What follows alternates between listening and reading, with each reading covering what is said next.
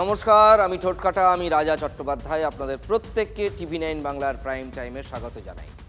স্কুলের ব্যাগটা বড্ড ভারী, আমরা কি আর বইতে পারি? কষ্ট হয়, কষ্ট হয়, এও কি একটা শাস্তি নয়? কি করব এই শিক্ষা নিয়ে?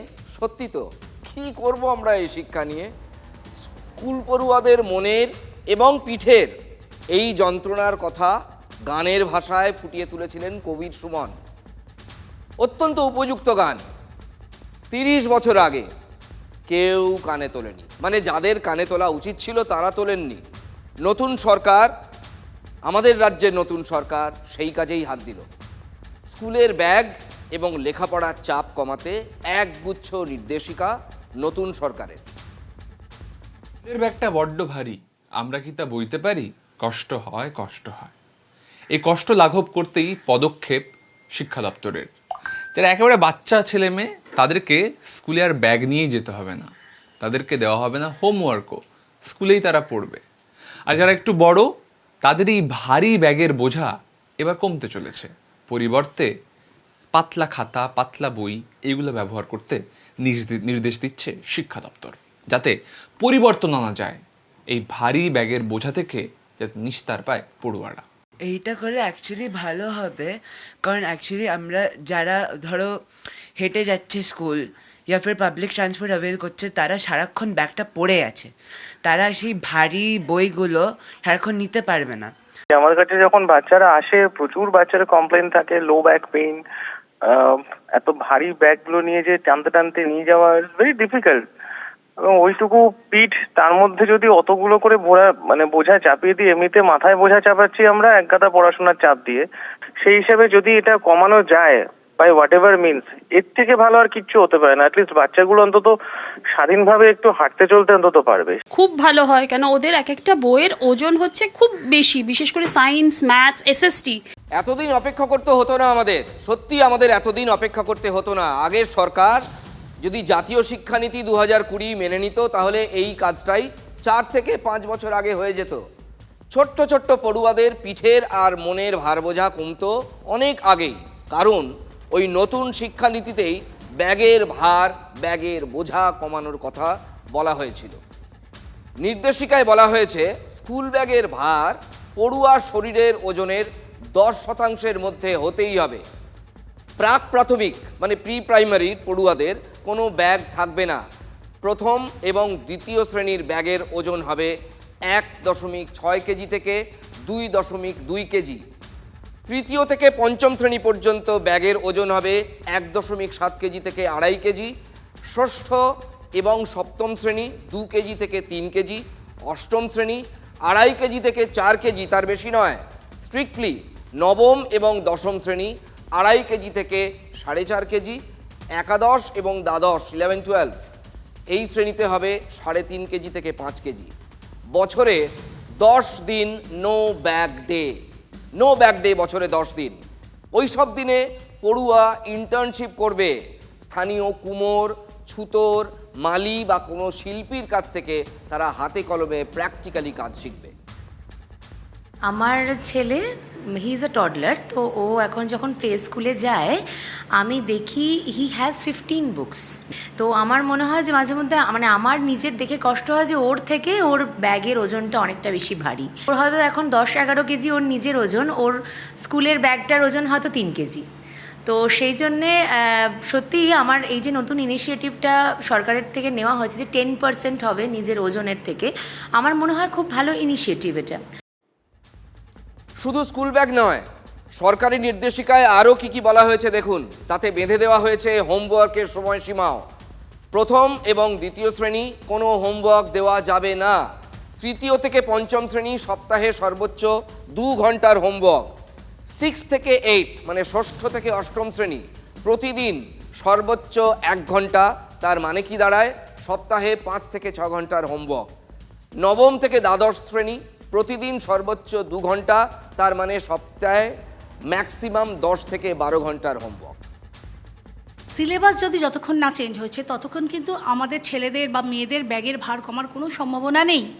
কারণ বিশেষ করে ICSE বোর্ড যে যে স্কুলগুলোতে আছে সেখানে থিওরি নির্ভর সিলেবাস এবং তাতে বইয়ের পরিমাণ, বইয়ের মানে থিকনেসের পরিমাণ বাড়ছে, বই কমছে না। কিছু বোর্ড অনুসরণ করছে, কিছু বোর্ড অনুসরণ করছে না। তাহলে সামগ্রিকভাবে সবাইকে সেই একই ছাতার তলায় আনা উচিত এবং সেইটা যত তাড়াতাড়ি করা সম্ভব সেই দিকে নজর দেওয়া উচিত। শুধু বইয়ের ভার কমাবো বললে কিন্তু আপনা আপনি বইয়ের ভার আধা হয়ে যাবে না, এটা কোনো ম্যাজিক নয়। সুতরাং এটাকে একটা প্রসেসের থ্রুতে করতে হবে, আর যে প্রসেসের থ্রুতে এটা করার জন্য দরকার ইমিডিয়েট সিলেবাসের সংশোধন। সেটা হচ্ছে আমার মনে হয় প্রাথমিক। স্কুল শিক্ষার গোড়া ধরে সংস্কার এবং বদলের পাশাপাশি নতুন সরকার নেমে পড়েছে জঞ্জাল সাফ করতে।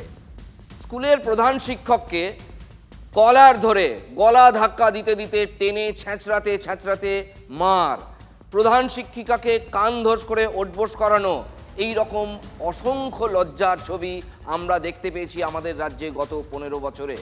স্কুলের পরিচালন সমিতি তার যে ভোট হতো সেখানেও বাহিনী নামাতে হতো, এমন মারপিট হতো।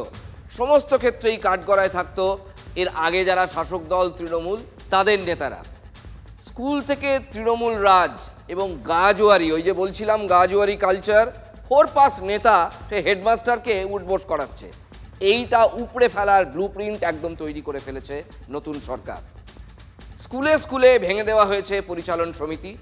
নির্বাচনের মাধ্যমে স্কুলে ফিরবে নতুন পরিচালন সমিতি।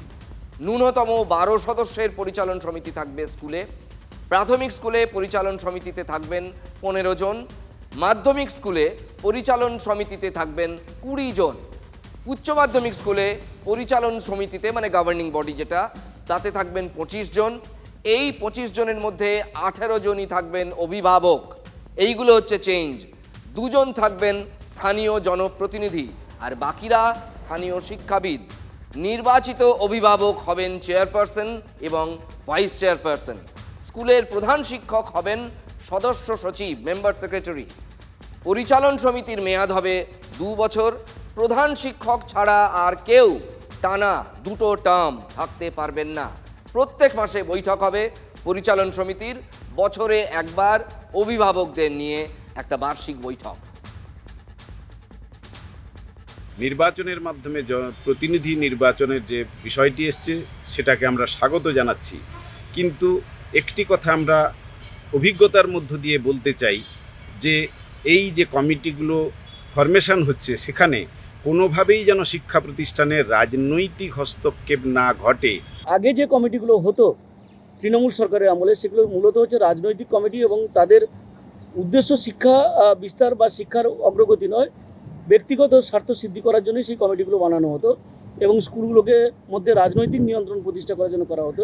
1 দশকের বেশি সময় ধরে কোনো নিয়োগ নির্বাচন নেই। সেই পরিচালন কমিটি যাতে সঠিকভাবে নির্বাচনের মাধ্যমে গঠিত হয় এবং শিক্ষা ব্যবস্থার যে সমস্যাগুলো রয়েছে এই কমিটিগুলো আগে তৈরি করে দ্রুত ব্যবস্থা নেওয়া হোক, যাতে করে শিক্ষার সুদূর প্রসারী ফল আমরা পেতে পারবো, যা কাঙ্ক্ষিত জায়গায় পৌঁছতে পারবো বলে আমাদের বিশ্বাস। সেই পরিস্থিতি থেকে যদি মুক্ত হয় বিজেপি আমলে বা মুক্ত করা যায় তাহলে নিশ্চয়ই ব্যাপারটা ভালো হবে বলে আমরা মনে করি। যে শিক্ষার জায়গা, শিক্ষা প্রতিষ্ঠানে যে পড়াশোনার জায়গা, সেখানে যদি সরাসরি বাইরের যে রাজনীতি তা যদি প্রবেশ করে তাহলে কিন্তু শিক্ষা প্রতিষ্ঠানের যে আসল উদ্দেশ্য সেটা হারিয়ে যাবে।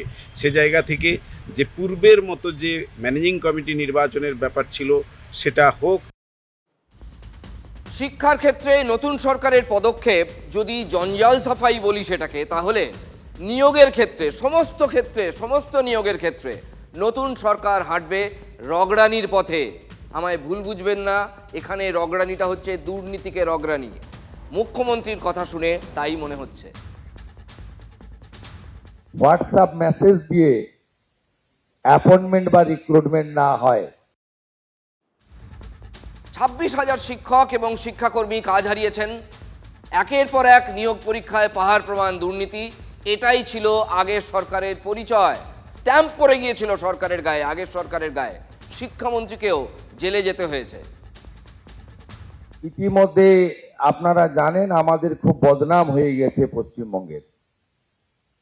Teacher recruitment scam, municipal recruitment scam, 26,000 শিক্ষক শিক্ষিকা শিক্ষাকর্মীর চাকরি বাতিল, সব মিলিয়ে কলকাতা তথা পশ্চিমবঙ্গের অনেকটা ক্ষতি হয়ে গেছে। এই জায়গা থেকে আমাদের এই প্রিয় বঙ্গভূমি পশ্চিমবঙ্গকে বের করে আনতে হবে। আমরা আগামী অ্যাসেম্বলিতে রিক্রুটমেন্ট পলিসির জন্য যে নতুন আইন করা দরকার সেটা করব। নিয়োগের জন্য নতুন আইন আনছে নতুন সরকার, নতুন পথে হাঁটছে নতুন সরকার। কি কি পদক্ষেপ থাকতে পারে সেখানে তার ঝলক শুনিয়ে দিলেন মুখ্যমন্ত্রী শুভেন্দু অধিকারী। নিয়োগ দুর্নীতিকে রগড়ানি দিতে না পারলে রোগ সারবে না গোড়া থেকে, সেটা কিন্তু একদম স্পষ্ট। ওএমআর, কার্বন কপি, রিটিন পরীক্ষার আমরা যারা পরীক্ষায় বসবেন তাদের দেব, সে প্রভিশন আছে। রিটিন এক্সাম, একাডেমিক যে স্কোর এবং সাথে সাথে এখানে পশ্চিমবঙ্গে ওরালে ভাইভাতে ম্যাক্সিমাম নাম্বার রাখা হয়েছে। It's not good. ভাইভাতে মিনিমাম নাম্বার রাখা উচিত। স্কোর রিক্রুটমেন্ট বোর্ডগুলো ওয়েবসাইটে দিয়ে দিতে পারে, হোয়াটসঅ্যাপ মেসেজ দিয়ে অ্যাপয়েন্টমেন্ট বা রিক্রুটমেন্ট না হয়। আমাদের সরকার ঠিক করেছে যে এই কার্বন শিট, অর্থাৎ আমি কোশ্চেন নাম্বার 1 বা 2-তে ABC-র মধ্যে কোনটা আমার উত্তর দিয়েছি তার কপি ক্যান্ডিডেটদের হাতে দেওয়া হবে এবং তার ফলে স্বচ্ছতা থাকবে। আমার যদি নাম্বার কম থাকে আমি চ্যালেঞ্জ করতে পারবো পরীক্ষা পদ্ধতিকে। একটা নতুন সরকার যখন ক্ষমতায় আসে, প্রথম অনেক ভালো কাজ, ভালো কথা এগুলো আমরা শুনছি, এগুলো তো সময়ের মধ্যে দিয়ে পরীক্ষা দিতে হবে তাকে। মমতা বন্দ্যোপাধ্যায় যা যা বলেছিলেন সেগুলো করে দেখিয়েছেন। বিজেপি সরকার অন্য রাজ্যে যা যা বলেছে সেগুলো করে দেখাতে পারেনি। ফলে এ রাজ্যে বিজেপি সরকার এসেই যা যা বলছে সেগুলো করে দেখাতে পারবে কিনা এটা তো সময় দেবে, সময় বলবে। বদলের বাংলায় সরকারি চাকরিতে খুলতে চলেছে নিয়োগের দরজা। সমস্ত দফতরের কাছে শূন্য পদের তালিকা চাইল অর্থ দফতর। 3 জুনের মধ্যে শূন্য পদের তালিকা জমা দেওয়ার নির্দেশ দেওয়া হয়েছে।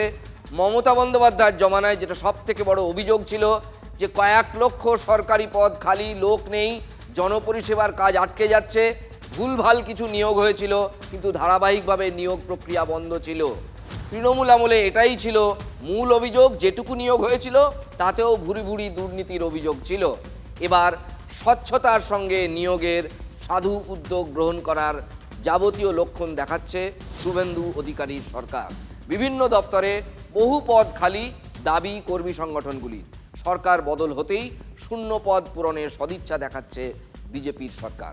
যে ঘাটাল ফি বছর বৃষ্টির জলে বন্যায় ডুবে যায়, সেই ঘাটালেই সরকারি ত্রাণ ৯/৬-এর তৃণমূল কাউন্সিলরের বিরুদ্ধে সরকারি ত্রাণ ৯/৬ করার অভিযোগ। ঘাটালের ৫ নম্বর ওয়ার্ডের তৃণমূল কাউন্সিলর মৃদুলা দত্তর বাড়িতে পাওয়া গেল সরকারি ত্রাণের সামগ্রী। উদ্ধার ত্রিপল এবং সরকারি রিলিফ কিট। শুধু কাউন্সিলরের বাড়ি থেকেই নয়, তৃণমূলের অফিস থেকেও উদ্ধার হয়েছে একাধিক ত্রিপল। তৃণমূল কাউন্সিলরের বাড়ির সামনে ক্ষোভে ফেটে পড়েন এলাকাবাসী। ভুলে যাবেন না, জায়গাটার নাম কিন্তু ঘাটাল। যে কোনো জায়গায় এই কাজ করা অপরাধ, কিন্তু ঘাটাল হলে আরও বেশি অপরাধ। খবর পেয়ে ঘটনাস্থলে বিজেপি কর্মীরা পৌঁছলে উত্তেজনা ছড়িয়ে পড়ে। পুলিশ গিয়ে পরিস্থিতি নিয়ন্ত্রণে আনে।